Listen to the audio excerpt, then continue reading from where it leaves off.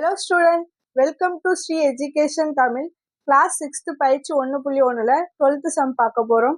143 கணித நூல்களை எல்லா அடுக்குகளிலும் சம எண்ணிக்கையில் அடுக்கி வைத்தால் ஒவ்வொரு அடுக்கிலும் உள்ள நூல்களின் எண்ணிக்கை மற்றும் அடுக்குகளின் எண்ணிக்கையை காண்க. கொஸ்டின்ல என்ன கொடுத்திருக்காங்கன்னா 143 கணித நூல்கள் இருக்கான்.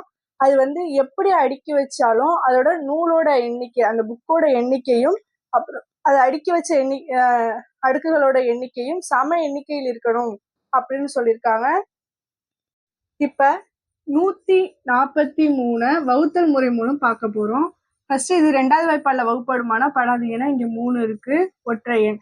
அதுக்கப்புறம் 3 வகுப்படாது, ஏன்னா 3 9 4 12 பேலன்ஸ் 2 இங்க இருக்கும். 23ங்கிறது அது 3வது வாய்ப்பாடுல கிடையாது.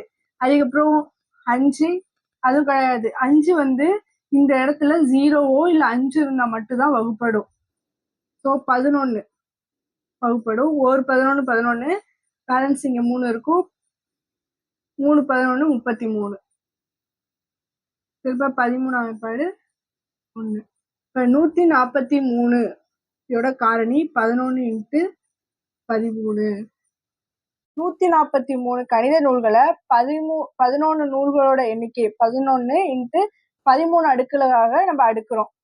அப்ப நூல்களோட எண்ணிக்கை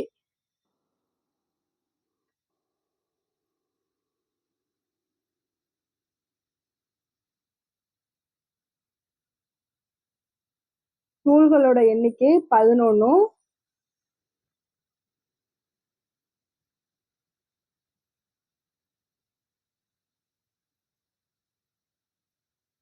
அடுக்குகளோட எண்ணிக்கை 13.